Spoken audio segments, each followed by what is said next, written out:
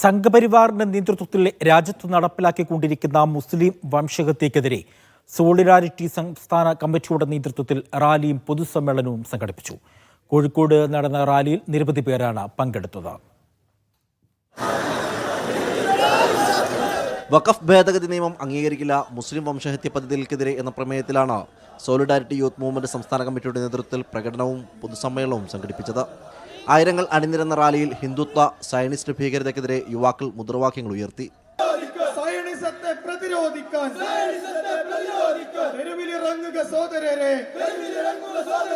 Mumbai train സ്ഫോടന പരമ്പരകളെ തുടർന്ന് വ്യാജകുറ്റം ചുമത്തി അറസ്റ്റ് ചെയ്യുകയും നീണ്ട 9 വർഷത്തെ ജയിൽവാസത്തിന് ശേഷം നിരപരാധിയെന്ന് കണ്ടു വിട്ടയക്കുകയും ചെയ്ത ഡോക്ടർ അബ്ദുൽ വാഹിദ് ഷെയ്ഖ് പരിപാടിയിൽ മുഖ്യാതിഥിയായിരുന്നു.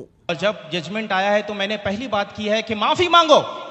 महाराष्ट्र सरकार, Maharashtra police, ATS police, investigation agencies माफी मांगे.